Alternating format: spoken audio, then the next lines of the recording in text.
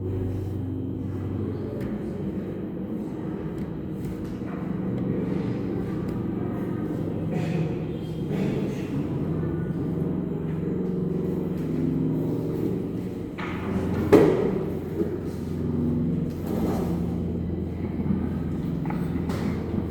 tarde, meus irmãos. Nós estamos iniciando a nossa reunião da tarde, pedindo os irmãos para verificar os celulares, colocar em modo silencioso ou desligados. Vamos elevar o nosso pensamento a Deus, nosso Pai, a Jesus, nosso bom e amado Mestre, agradecendo a eles pela bênção da vida, pelo amparo, pela assistência que temos recebido, pelas suas misericórdias em nossas vidas, e a devido às enfermidades, às limitações que somos portadores, que pedimos aos nossos benfeitores espirituais que nos amparem, nos assistam, que aumente a nossa visão espiritual, para que possamos extrair das lições da tarde aquilo que mais necessitamos. Pedimos, Senhor, que as vossas bênçãos se estendam sobre todos nós que aqui nos encontramos, encarnados e desencarnados, estendendo a cada um de acordo com o grau de merecimento e a sua necessidade. Ave Maria, cheia de graça, o Senhor é convosco. Bendita sois vós entre os anjos, bendito o fruto do vosso ventre, nasceu Jesus. Santa Maria, Mãe de Jesus, rogai a Deus por nós, pobres pecadores, encarnados e desencarnados, hoje, agora e sempre, que assim seja. E em nome de Deus, nosso Pai, de Jesus, nosso bom e amado Mestre, e de Paulo de Tarso, patrão de nossa casa de oração, estudo e trabalho, nós estamos iniciando a nossa reunião à tarde, na santa e bendita paz do Senhor, que assim seja. Meus irmãos, essa tarde, para os nossos estudos, as nossas reflexões, nós temos o capítulo 12 do Evangelho segundo o Espiritismo, que tem o título de Amai os vossos inimigos. E os nossos estudos se referem ao item 5, cujo subtítulo é Os Inimigos Desencarnados. Os inimigos desencarnados. É uma explicação de Allan Kardec em que ele nos fala. Ainda outros motivos tem o espírita para ser indulgente com os seus inimigos. Sabe ele, primeiramente, que a maldade não é um estado permanente dos homens, que ela decorre de uma imperfeição temporária e que, assim como a criança se corrige de seus defeitos, o homem mau reconhecerá um dia os seus erros e se tornará bom. Sabe também que a morte apenas o livra da presença material de seu inimigo, pois que este pode perseguir com seu ódio, mesmo depois de haver deixado a terra. Que, assim, a vingança que tome falha em seu objetivo, visto que, ao contrário, tem por efeito produzir maior irritação, capaz de passar de uma existência para outra. Cabia ao Espiritismo demonstrar, por meio da experiência e da lei que rege as relações entre o mundo visível e o mundo invisível, que a expressão extinguir o ódio com o sangue é radicalmente falsa. que a verdade é que o sangue alimenta o ódio, mesmo no além-túmulo. Cabia-lhe, portanto, apresentar uma razão de ser positiva e uma utilidade prática ao perdão e ao preceito do Cristo: amai os vossos inimigos. Não há coração tão perverso que, mesmo a seu malgrado, não se mostre sensível ao bom proceder.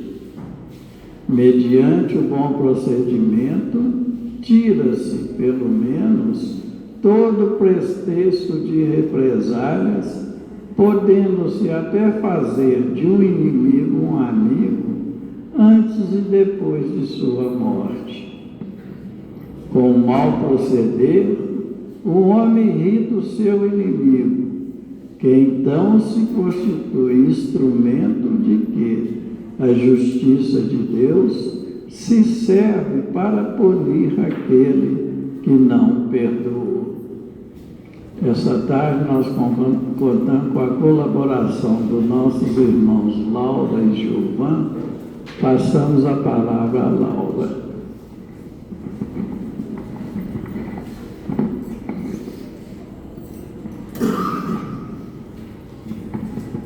Meus amigos, minhas amigas, boa tarde.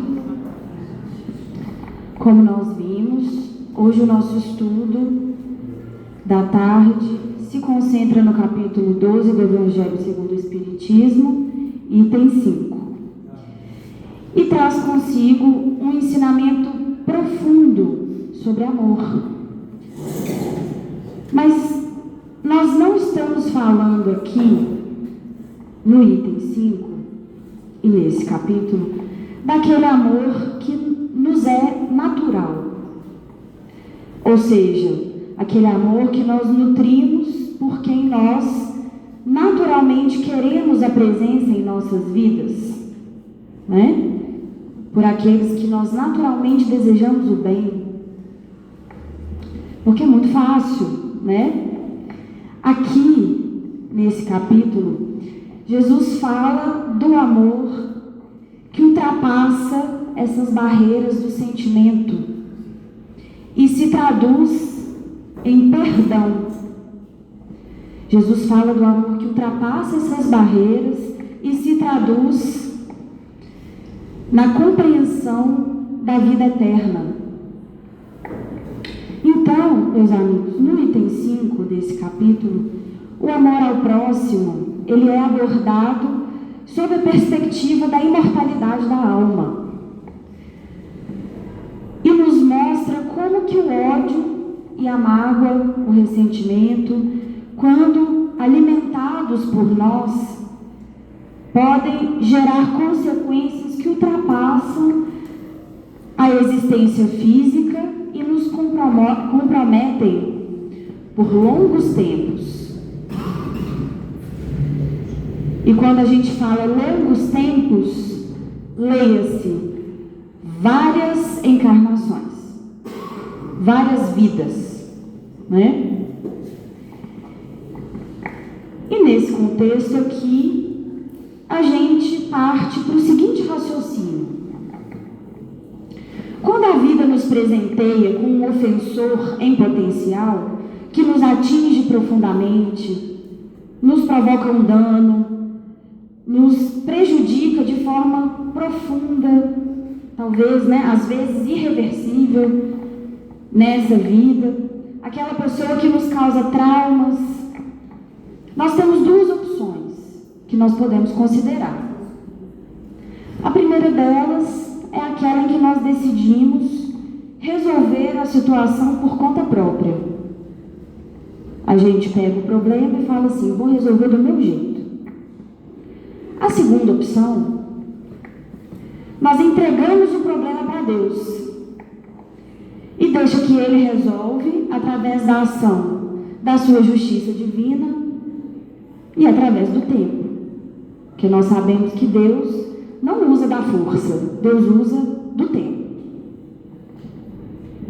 Dito isso, a gente precisa lembrar de algumas coisas.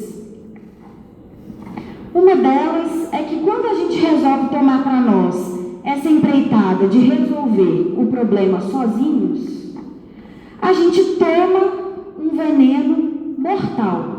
A gente ingere um veneno chamado ódio. E nessa história de querer medir força com o nosso irmão ofensor, e aqui a gente tem que treinar a chamar de irmão, né?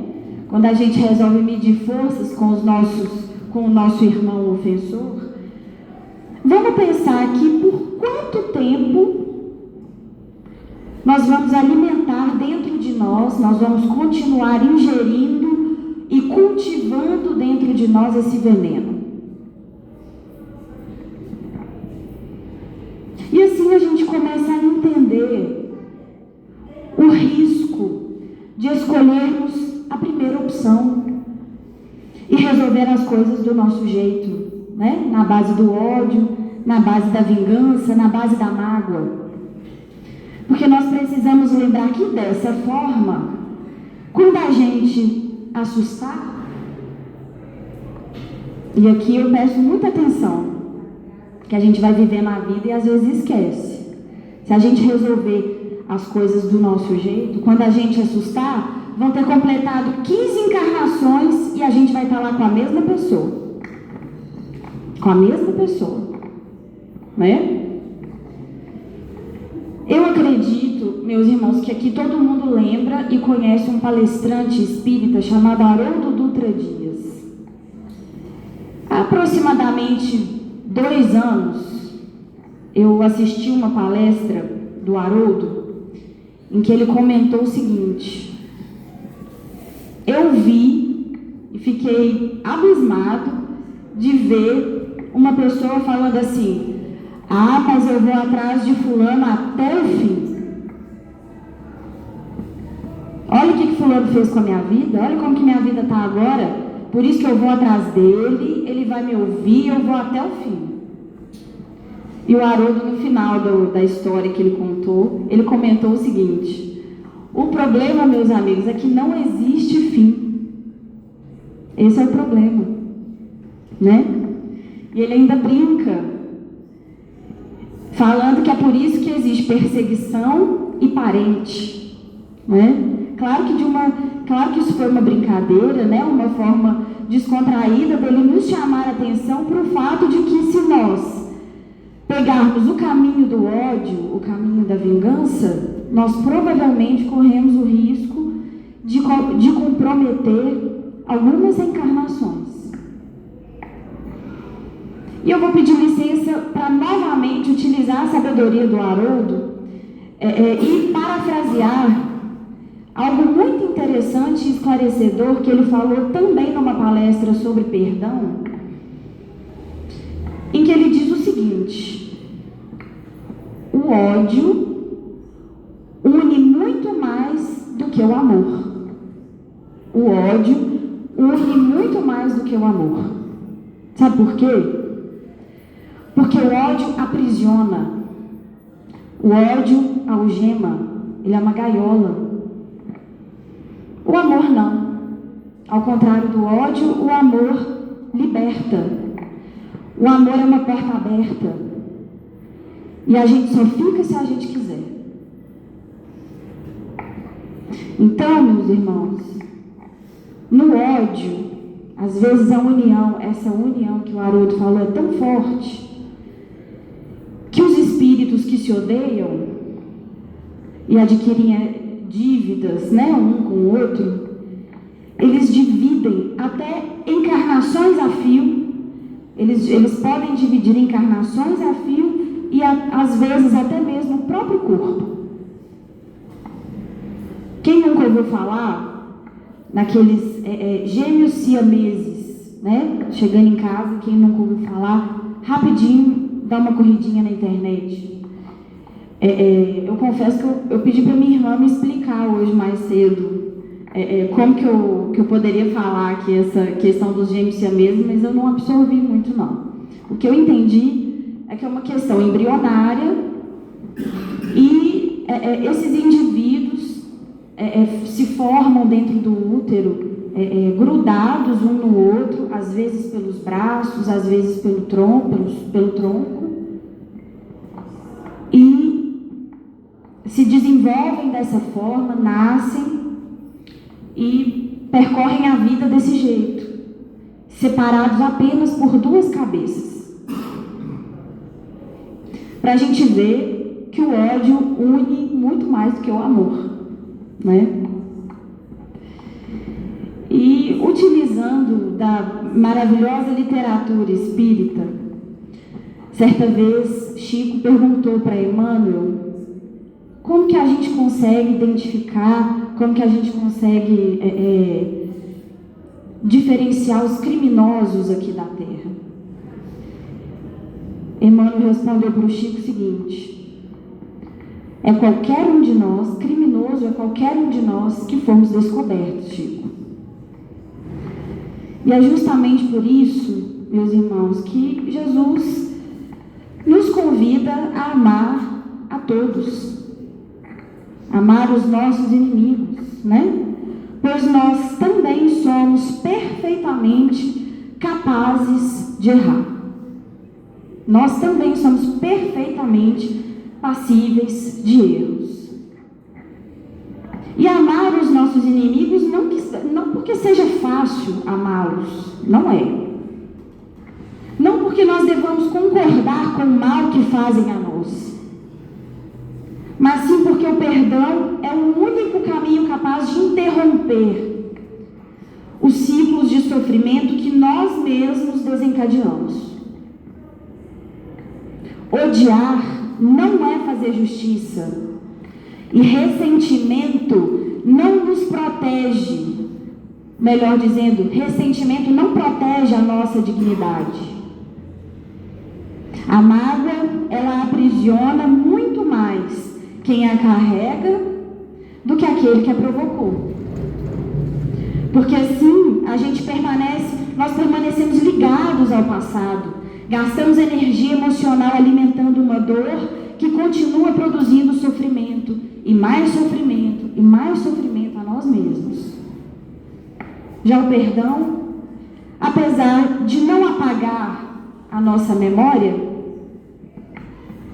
ele nos devolve a liberdade de seguir adiante. Ninguém fica desmemoriado, né? A gente vai lembrar da pessoa, a gente vai lembrar das circunstâncias em que aquele mal determinado nos foi causado, mas a gente consegue lembrar sem dor, a gente consegue lembrar sem sofrer. Por isso que no item 5, Kardec nos lembra que a vingança nunca resolve verdadeiramente um conflito. Ela apenas prolonga o desentendimento e alimenta sentimentos que podem atravessar anos, décadas, vidas. Já o perdão, ele é a força capaz de encerrar, fechar aquela ferida que o nosso orgulho insiste em manter aberta. No livro Calma, meus irmãos, Emmanuel, que é nosso professor e nosso grande facilitador das palavras de Jesus, ele nos ensina a olhar para o outro pelo lado melhor, nos ajudando a compreender que nem sempre as pessoas erram puramente por maldade ou porque são perversas, mas sim, muitas vezes por engano ou por ignorância. E nos faz lembrar que nós podemos estar do outro lado da história também, né? E Emmanuel nos diz o seguinte: para que a paz te abençoe a vida, abra as portas íntimas do entendimento, a fim de que a misericórdia instale em seu coração. Ninguém nega o mérito da crítica construtiva, nascida nos mananciais da justiça. Contudo, quanto puderes, deixa que a compreensão, nascida do amor, more em suas manifestações. Conquanto estejamos todos submetidos aos princípios de causa e efeito, não esqueçamos que Deus é amor, concedendo-nos os recursos de que precisamos para a integração com as leis universais que nos farão felizes para sempre. Para que a misericórdia te ilumine os sentimentos, considera os nossos irmãos em humanidade pelo lado melhor em que estimariam estar agindo. Aí ele começa a citar exemplos da vida cotidiana, para a gente compreender melhor o nosso próximo pelo lado melhor, né? E ele continua. Esse companheiro abandonou as tarefas que lhe competiam na seara do bem. No entanto, provavelmente ele adotou essa medida não por espírito de infidelidade aos compromissos assumidos, mas sim por lhe ter faltado a precisa resistência.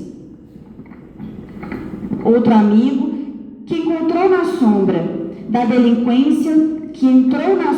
delinquência, não terá falhado porque a crueldade lhe dominasse o espírito, mas por não haver conseguido ainda senhorear a própria natureza suscetível de queda nas tramas da obsessão. Aquele outro que desertou das obrigações domésticas, ou seja, que fugiu das obrigações de casa, né? Não haverá fugido aos próprios deveres por falta de amor aos familiares, e sim por lhe esmorecerem as forças, por lhe enfraquecerem as forças no trato com as responsabilidades da vida.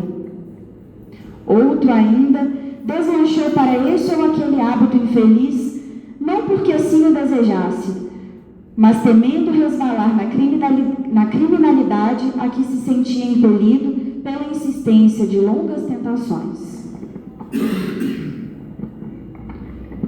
Deixa que a misericórdia te auxilie em todas as ocorrências, a fim de que possas tudo interpretar pelo lado melhor das pessoas e das situações no caminho, de modo que o lado melhor dos teus próprios problemas seja também visto. Lembremos-nos de que Deus nos governa a cada um pelas forças da justiça, mas nos compreende e nos espera a todos com infinito amor. De nossa parte, uns diante dos outros, saibamos igualmente compreender e esperar. E foi o que fez Jesus, conforme nos conta Irmão X, no livro Contos e Apólogos, quando o Cristo, no dia de sua crucificação, em meio às lembranças que tomavam conta do seu coração, veio então um espírito muito infeliz, que já tinha aparecido para o Cristo em outras oportunidades, lhe fazer uma visita. E conta então o irmão X que na hora extrema, Jesus começou a procurar os discípulos no meio da agitada multidão que lhe cercava a cruz, em busca de algum olhar amigo em que pudesse reconfortar o espírito atribulado. Contemplou em silêncio aquela multidão enfurecida, golpeado pelas vibrações de ódio e crueldade, qual se devera morrer sedento e em chagas, sobre um montão de espinhos, começou então o Cristo a lembrar os afeiçoados seguidores de antes. Jesus se lembrou das pessoas que ele amava, dos seus discípulos, de sua mãezinha Maria. E onde estariam seus laços amorosos da Galileia? Recordou o primeiro contato com os pescadores do lago de Cafarnaum e chorou. A saudade amargurava-lhe o coração. Então Jesus começou a pensar, em meio àquelas lembranças que lhe tomaram. Por que motivo Simão Pedro fora tão frágil? Que fizera ele, Jesus, para merecer a negação do companheiro a quem mais confiou? Que razões teriam levado Judas a esquecê-lo? Como entregar assim, ao preço de míseras moedas, o coração que o amava tanto? Onde se escondia Tiago, em cuja presença tanto se comprazia? Sentiu profunda saudade de Filipe e de Bartolomeu, desejando escutá-los. Rememorou suas conversas com Mateus e refletiu quão bom seria poder abraçar-lhe o inteligente funcionário de Cafarnaum, de encontro ao peito. Então, de lembrança a lembrança, teve fome de ternura, ou seja, fome de carinho, né? Daquelas criancinhas galileias que lhe ouviam a palavra, deslumbradas e felizes. Mas os meninos simples e humildes, que o amavam tanto, estavam perdidos agora à distância. Recordou Zebedeu e suspirou por acolher-se-lhe a casa singela. João, o amigo abnegado, achava-se ali mesmo, embaixo da cruz, em terrível sofrimento, mas precisava socorrer Maria, que estava angustiada também ao pé da cruz. O mestre desejava alguém que o ajudasse, em cujo carinho conseguisse encontrar um apoio e uma esperança. Foi quando ele viu levantar-se da multidão, louca e cega, alguém que ele de pronto, na hora, reconheceu.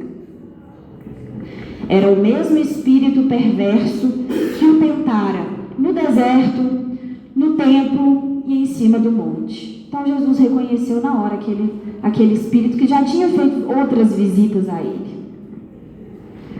O gênio da sombra, de rosto enigmático, se aproximou de Jesus e falou: amaldiçoa os teus amigos ingratos, e eu vou te dar o reino do mundo. Proclama a fraqueza dos teus irmãos de ideal, a fim de que a justiça te reconheça a grandeza angélica, e descerás triunfante dessa cruz.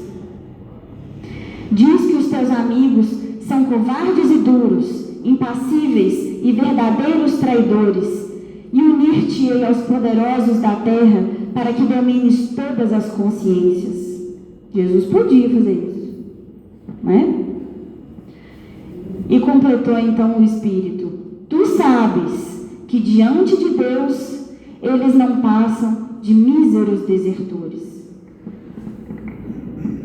Jesus então escutou aquele Espírito em silêncio, chorou e se perdeu novamente em seus pensamentos. Então Jesus pensava o seguinte: sim, Pedro negara-o, mas não foi por maldade. A fragilidade do apóstolo podia ser comparada à ternura de uma árvore nascente, que com os dias se transforma no tronco robusto e nobre a desafiar a implacável visita dos anos. Judas entregara-o, mas não por má fé. Ele foi iludido com a política do mundo e julgara poder substituí-lo com vantagem nos negócios do povo. Então Jesus encontrou no fundo da alma a necessária justificação para todos e parecia esforçar-se por dizer o que lhe subia no coração. Ansioso, o espírito das trevas aguardava-lhe o pronunciamento. Então ele estava esperando Jesus falar alguma coisa, né? Mas o Cristo, o Cordeiro de Deus, fixando os olhos no céu inflamado de luz, rogou em tom inesquecível: perdoa-lhe, Pai. Perdoa-lhes, Pai. Eles não sabem o que fazem. O príncipe das sombras retirou-se apressado, pois ali não havia mais espaço para as suas palavras. Nesse instante, ao invés de deter-se na contemplação de Jerusalém, dominada de impiedade e de loucura, Senhor notou que o firmamento rasgara-se de alto a baixo e viu que os anjos iam e vinham, descendo de estrelas e flores, o caminho que o conduziria ao trono celeste. Uma paz indefinível e soberana estampara-se-lhe no semblante. O mestre vencera a última tentação e seguiria agora, radiante e vitorioso, para a claridade sublime da ressurreição eterna. Meus irmãos, eu agradeço, eu finalizo aqui minha participação, agradeço a paciência e passo a palavra para o Gilvan para que ele dê continuidade ao nosso estudo.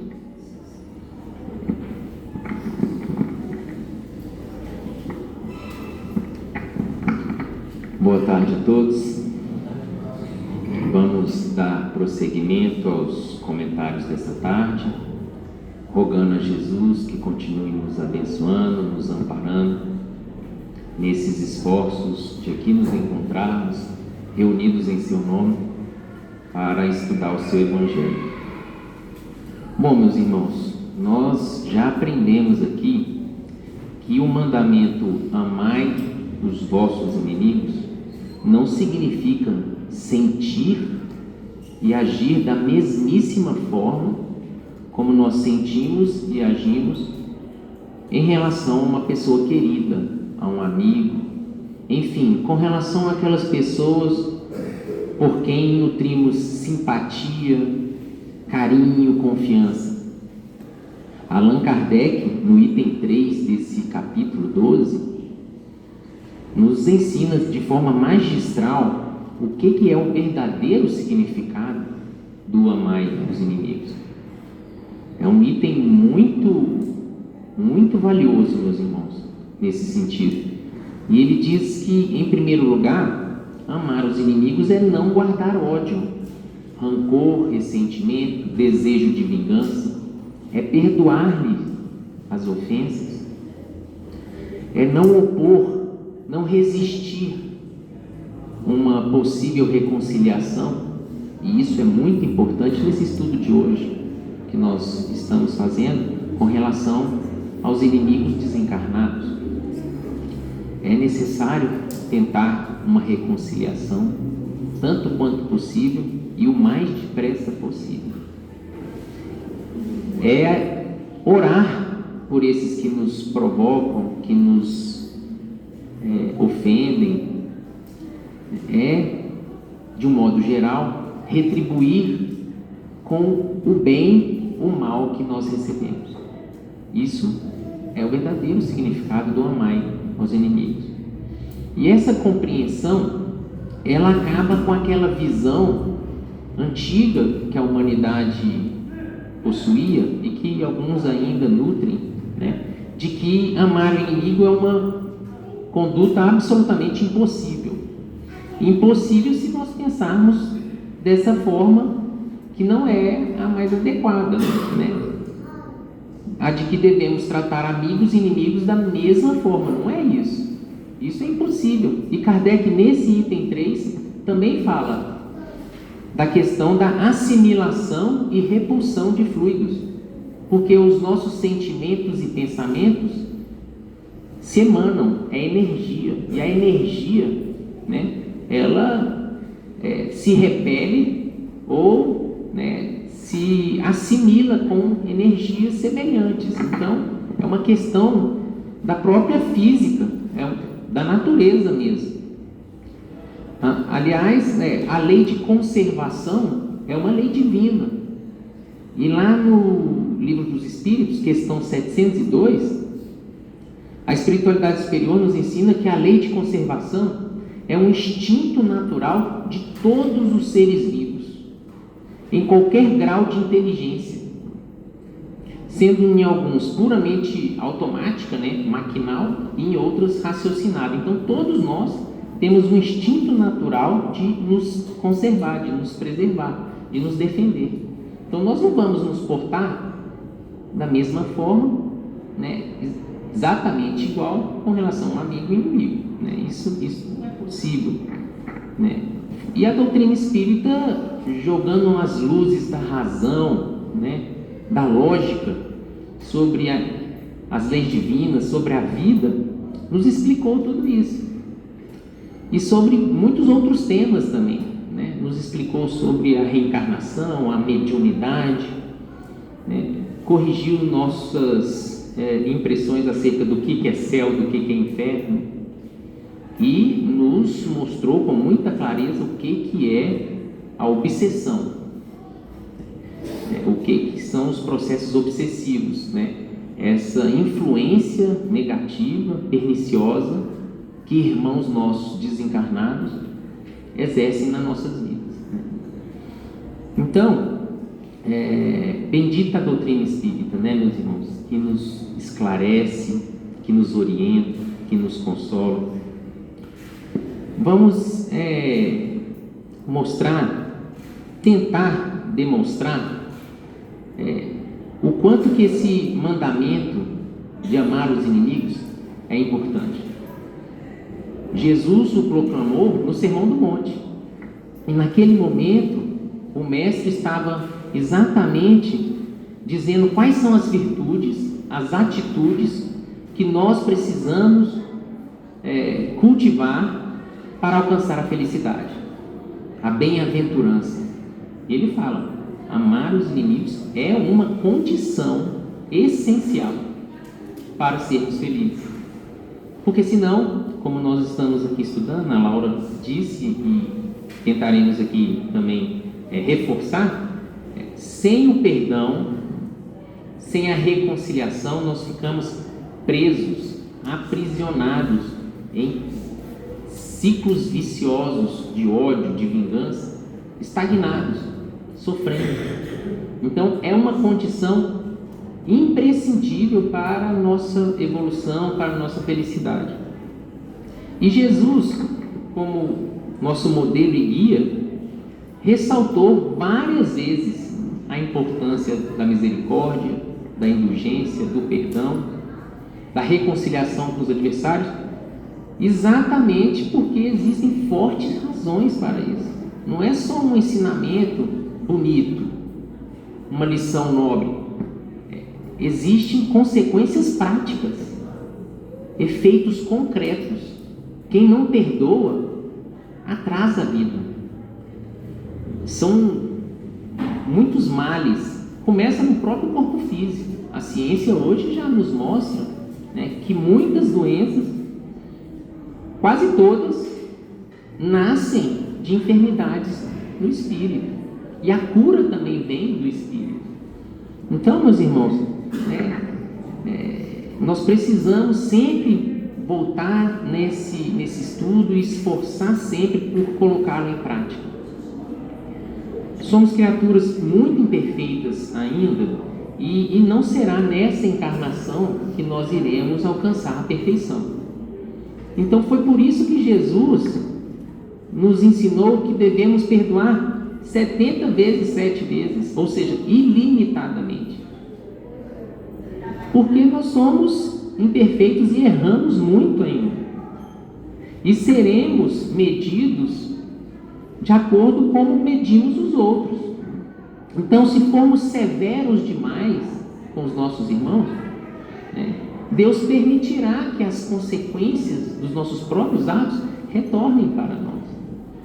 Quem é muito rigoroso vai colher isso de volta, de alguma forma, inclusive na forma de processos obsessivos, né? A obsessão é uma consequência disso, da falta do perdão, da falta da tolerância, da paciência. É uma espécie de prova ou expiação, né, que Deus permite que aconteça exatamente para nos educar, para nos conduzir ao progresso e à felicidade. Olha, você precisa aprender a perdoar, a compreender o seu irmão e seguir adiante, né? É um instrumento educativo.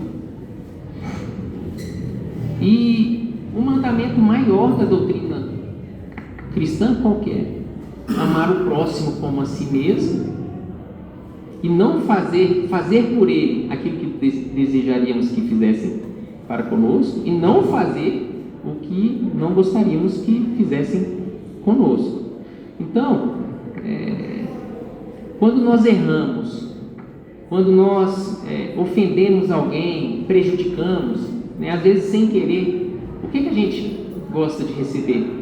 O perdão. A gente pede desculpa e a gente não fica feliz quando é desculpado? Quando a pessoa compreende, nos perdoa? Nós devemos então fazer isso sempre também.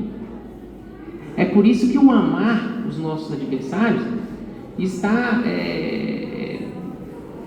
totalmente relacionado com o perdão e essa tentativa de reconciliação. E nesse sentido, meus irmãos, vejam as diretrizes traçadas pelo Mestre. Se contra vós pecou vosso irmão, ide fazer-lhe sentir a falta em particular, a sós com ele. Se vos atender, tereis ganho o vosso irmão. Então veja, um possível adversário terá se convertido em um amigo. Outra diretriz de Jesus: reconciliai-vos o mais depressa possível com o vosso adversário, enquanto estáis com ele a caminho. Enquanto estamos aqui, ombreando, encarnados, porque se nós não nos ajustarmos agora, não nos entendermos agora, possivelmente isso vai desencadear um processo obsessivo. Aquele que desencarnar primeiro, alimentando ainda o ódio, o rancor, vai perseguir o outro. Então, a busca pela reconciliação de forma discreta, né, caridosa, sincera, e o mais depressa possível, é algo de fundamental importância. E é tão importante que Jesus deixou isso explícito em um mandamento, porque o amai o próximo como a si mesmo, né, já não é um mandamento que abrange tudo. Amai o vosso próximo, mas Jesus quis ser mais explícito, mais claro, inclusive o inimigo. Amai o próximo, inclusive o inimigo. O inimigo também é o próximo. E talvez é nesse ponto que nós temos que tomar mais cuidado com aqueles que a gente ainda não está ali bem relacionado. É ali que a gente tem que trabalhar com mais carinho. E como Espírito puro, governador do planeta, modelo e guia, Jesus não se limitou a apenas ensinar. Ele deu o exemplo. Nós vimos aqui na linda lição que a Laura acabou de ler. No momento final, na cruz, qual foi a postura de Jesus?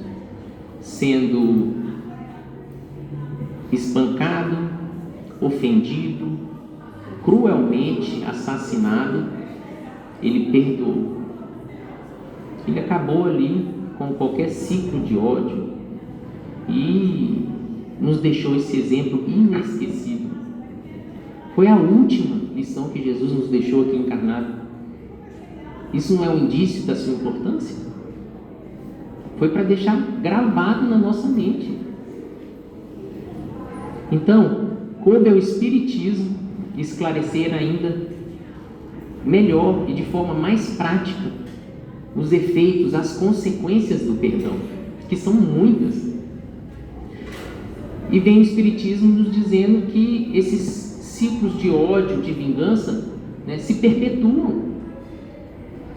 É um grande equívoco a pessoa achar que morto o corpo acaba o ódio. Pelo contrário, muito provavelmente aquela pessoa com quem você tinha desavenças, com quem você alimentava ódio, né, ela, ao desencarnar, vai ter ciência de fatos ainda que às vezes ela não sabia, né, vai ter a invisibilidade, né, como uma forma de te perseguir e de te prejudicar em favor dela e em prejuízo seu. Então, piora e muito a situação. E, por outro lado, né, a misericórdia, a indulgência e o perdão torna a vida da pessoa mais leve, mais fácil. Os efeitos já são sentidos na vida aqui enquanto encarnados. Só tem benefícios, né? Na saúde, no convívio, dentro do lar, no trabalho, na vizinhança. Quem é indulgente, quem é tolerante, quem perdoa, quem vive em paz com seus irmãos, né, tem uma vida muito mais tranquila. E o inverso também é verdade, né? Aqueles que são rancorosos, intolerantes, vingativos, são pessoas que encontram dificuldades a todo instante, porque elas atraem para si circunstâncias e pessoas que vão ali gerar dissabores na vida. Vai ter dificuldades no trabalho, dentro do lar. É aquela pessoa que, né, tudo dá errado na vida dela. Por que será? Porque ela é um espinheiro. Emmanuel tem uma lição que ele usa essa expressão, um verdadeiro espinheiro. Ela, por onde ela passa, ela está espetando os outros. Do ponto de vista moral, os efeitos do perdão, né, e da reconciliação, né, ocorrem no sentido assim de que nós iremos evoluir, progredir muito mais rápido. Ao invés de permanecer estagnados, né, nós iremos ascender. E não tem nenhuma dúvida que a presença de adversários, de pessoas com quem não nos damos bem nas nossas vidas, é algo nocivo. É ruim demais, né? Você está num ambiente e as pessoas não gostam de você. Muito melhor a gente estar cercado de amigos. Então nós temos que tentar de todas as formas transformar inimizades em amizades. É claro que não é fácil, mas o primeiro passo é o quê? Você não criar novas inimizades, né? Você ser uma pessoa boa, simpática, gentil, e com aqueles que você tem alguma simpatia do passado, tentar melhorar essa situação, uma reconciliação.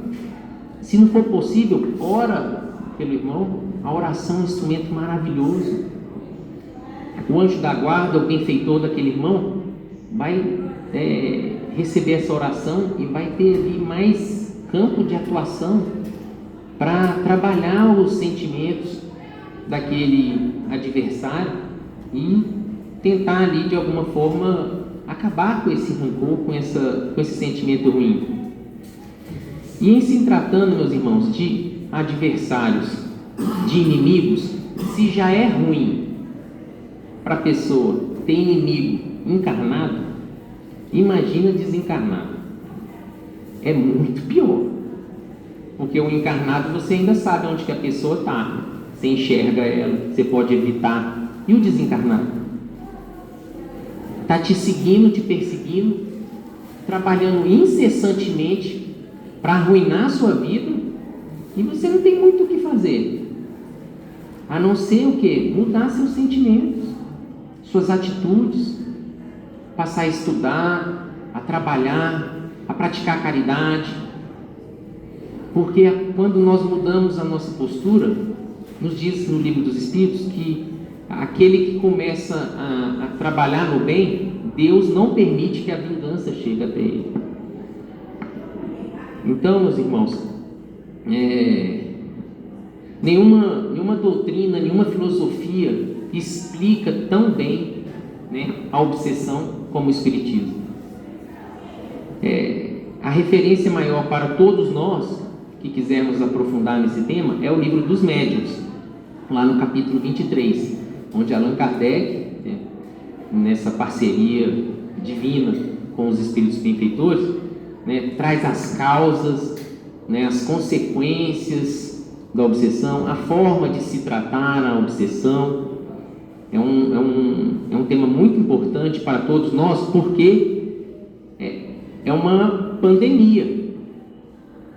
É difícil nós encontrarmos alguém que já não tenha sofrido um processo obsessivo ou que, né, está até mesmo em pleno processo obsessivo, porque somos criaturas imperfeitas, ainda não aprendemos a perdoar, muitas vezes ainda cultivamos inimizades do presente e do passado.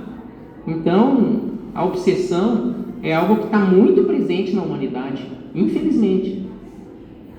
E isso só vai acabar quando nós passarmos a perdoar mais, a viver em harmonia com os nossos irmãos. E um detalhe que é muito importante dentro do estudo da obsessão, né, desse ciclo vicioso de ódio e vingança que nutre, né, que algema espíritos ao longo dos séculos, é que nunca uma pessoa é vítima e a outra é o algoz. É uma via de mão dupla. Não tem uma vítima exclusiva na história, não. Aquele que na presente encarnação está sofrendo a perseguição, o processo obsessivo, muito provavelmente já foi o ofensor, o obsessor, o perseguidor em vida passada. E qual que é o remédio? Perdão, caridade, uma mudança de sentimento. Senão, esses processos vão perdurar séculos. E foi exatamente nesse sentido que Jesus disse, né, que se não quebrarmos esses ciclos viciosos de ódio, né, digo-vos em verdade que daí não saireis enquanto não houver pago o último centil. É exatamente nesse sentido. Enquanto nós não tivermos, né, nos reajustados com todo mundo, enquanto houver uma pendência, nós vamos ficar amarrados ali, aprisionados, algemados mesmo. E o que perdoa é o primeiro a se libertar. A gente sabe que ao perdoar alguém, a gente está ajudando aquela pessoa também, porque muitas vezes o irmão que nos ofendeu está ali num processo de remorso, de arrependimento, e ao oferecermos o perdão a ele, nós vamos ajudá-lo a soerguer, a ter energia para ele recomeçar. Mas não existe nenhuma dúvida que o principal beneficiário somos nós mesmos. Quem perdoa é o primeiro e o mais beneficiado de todos. Vai beneficiar também o outro, mas somos nós mesmos os primeiros a sairmos numa situação melhor.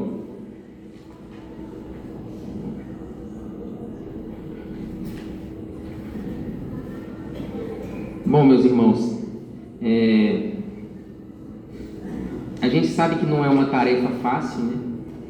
Seguir o Evangelho de Jesus exige disciplina, um esforço na vigilância dos nossos sentimentos, dos nossos pensamentos, né? Nessa reforma íntima, mas nós precisamos recordar que somos seres eternos, imortais, e precisamos, né, transformar inimizades em amizades.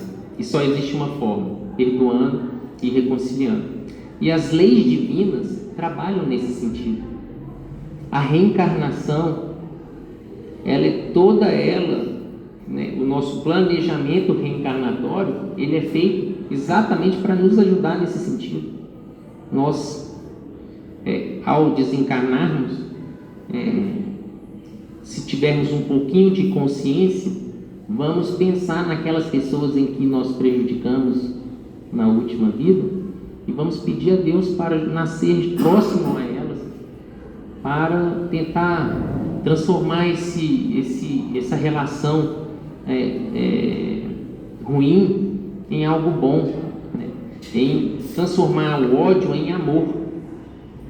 Então, as leis de sintonia e de atração dentro do processo da reencarnação nos ajuda nesse sentido. Nós vamos ter essa oportunidade de reconciliar, mas é bom que nós façamos isso enquanto ainda estamos aqui encarnados, o mais depressa possível. Paulo de Tarso, nosso patrono, disse na primeira carta aos Coríntios, capítulo 1, versículo 18, que a palavra da cruz é loucura para os que perecem, mas para nós que somos salvos, é o poder de Deus. Então, meus irmãos, imaginem a cena da crucificação que foi lida agora. Para um materialista, para aqueles que só enxergam a vida com essa visão acanhada, limitada da matéria, ali é uma cena de muita tristeza. A pessoa até acha que ali é um fracasso, né? Quando na verdade Jesus está ali mostrando a sua glória, o seu poder. E é por isso que o materialista, o incrédulo, aqueles que, né, não acreditam nas realidades espirituais, tem mais dificuldade ainda em perdoar. E ainda alimentado pelo orgulho, né, eles não conseguem enxergar os benefícios do perdão. É triste, porque eles estão exatamente fazendo o pior, o caminho mais difícil, mais doloroso, né? Porque guardando o ódio, o rancor, o desejo de vingança, estarão prolongando e até aumentando o problema. Então somos nós, os cristãos, que temos Jesus como mestre, que temos que dar o exemplo, nos esforçar em fazer o que Ele nos ensinou e nos exemplificou. Temos que compreender, inclusive, os que não nos compreendem. Aliás, o próprio Jesus nos disse que amar aquele que nos ama é fácil. Qualquer um pode, qualquer um consegue, até as pessoas de má vida. O difícil e o que nós devemos fazer é amar aqueles que nos provocam, que nos insultam, que não nos compreendem. Não é uma tarefa fácil, mas é isso que nós temos que fazer. Tanto que na questão 886 do Livro dos Espíritos, Allan Kardec perguntou à espiritualidade superior como devemos entender qual o verdadeiro sentido da palavra caridade, conforme a entendia Jesus: benevolência para com todos, indulgência para as faltas alheias e perdão das ofensas. Então, a caridade, segundo Jesus nos ensinou e exemplificou, exatamente isso. Tanto que foi a última lição que Ele nos deixou enquanto esteve aqui conosco, encarnado. Bom, meus irmãos, o Espiritismo ainda descortinando para nós, né, que o passado, o presente e o futuro, na verdade é uma coisa só, estão completamente ligados, são solidários entre si. Nós estamos a todo instante colhendo frutos do passado e semeando para o futuro. O Espiritismo, ao nos ensinar que a Terra é um planeta de provas e expiações, que portanto o mal, inclusive a obsessão, né, a perseguição, a vingança, é algo que está presente aqui no mundo de provas e expiações, nos conclama a, estando dentro de um processo desse, não nos colocarmos na posição de vítima, porque nós não somos vítimas.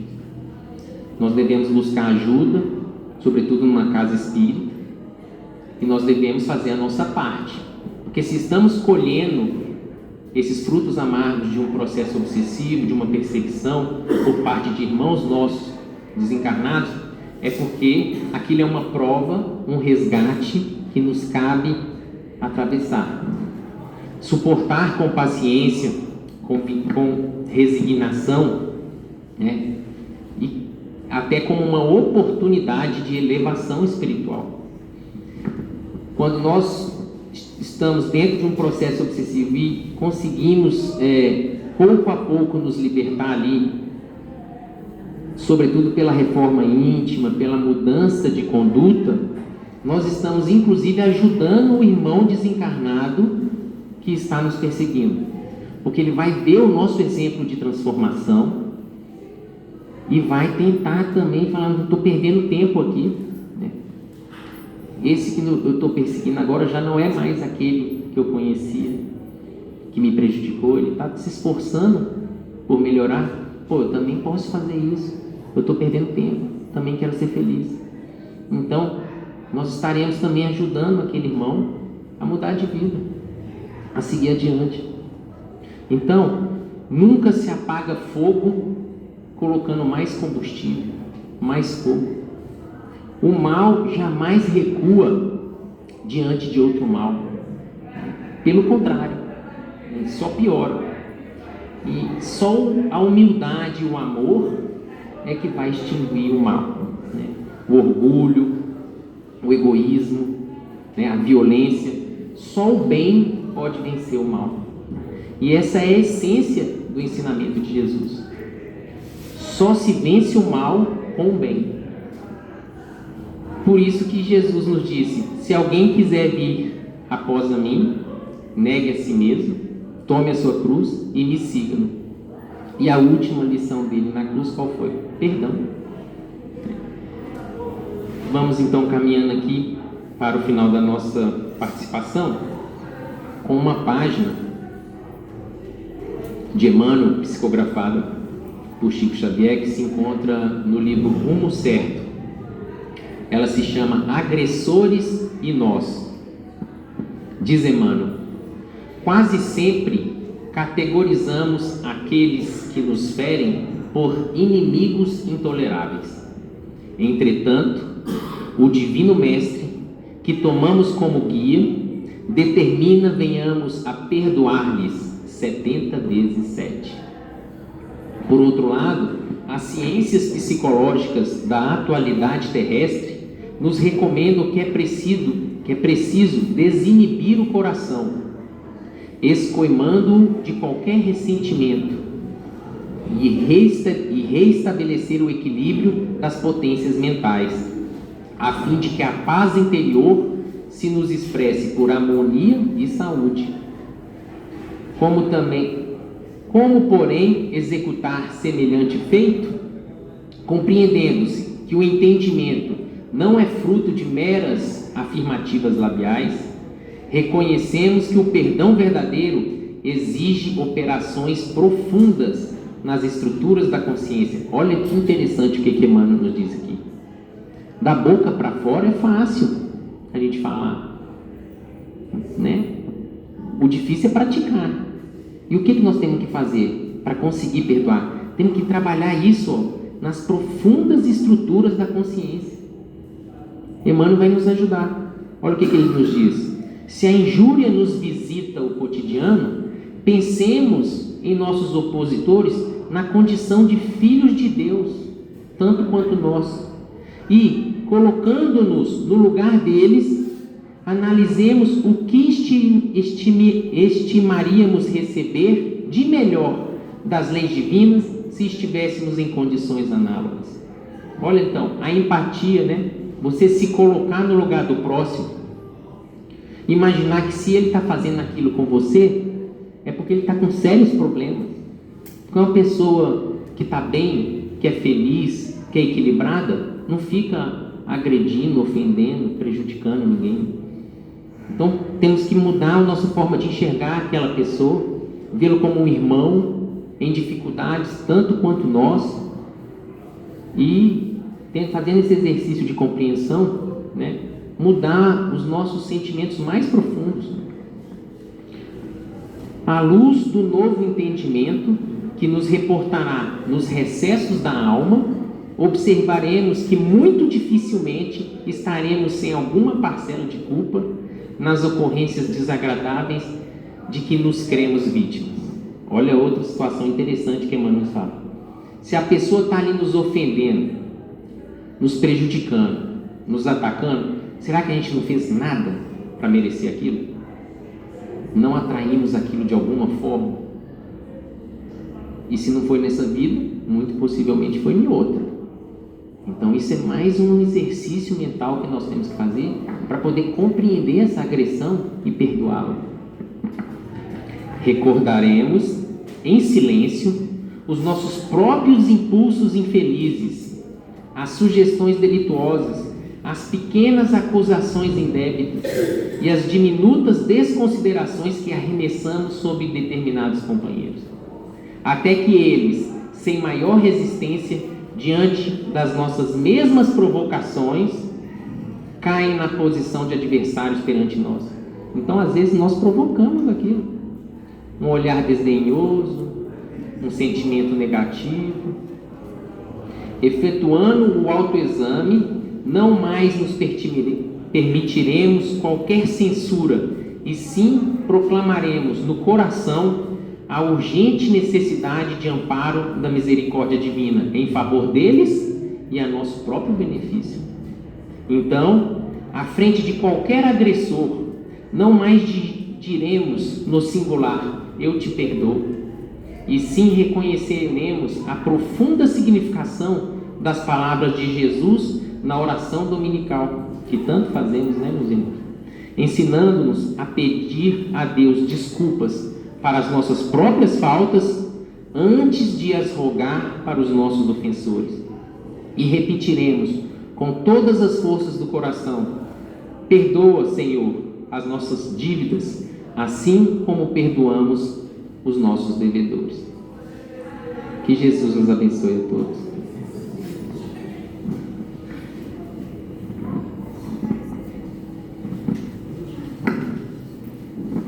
Meus irmãos, terminados os comentários da tarde, onde a doutrina espírita nos explicou sobre a reconciliação e o perdão aos adversários, vamos fazer a nossa prece de agradecimento por esses momentos de paz e reflexão. Pedimos ao nosso irmão Warley que nos faça a prece.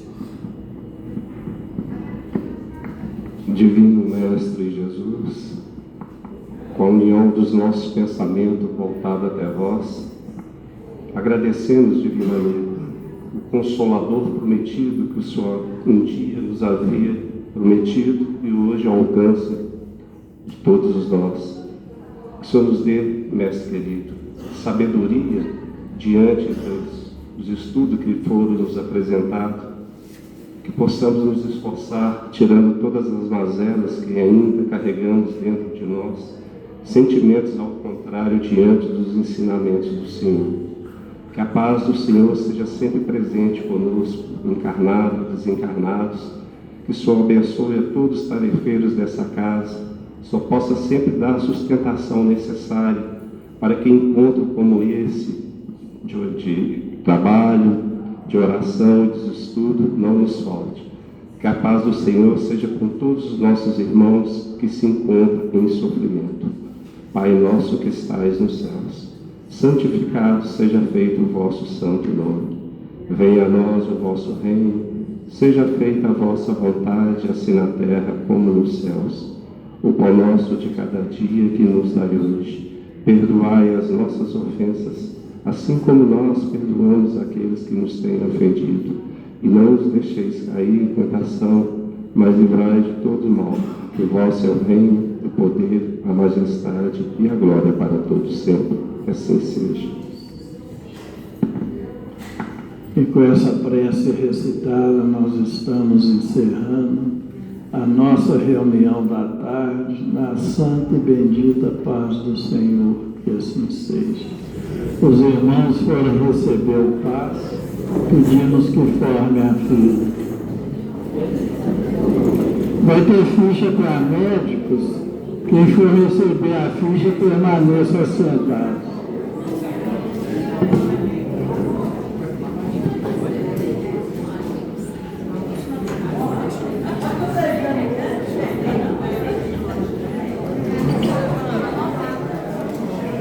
A Marina pediu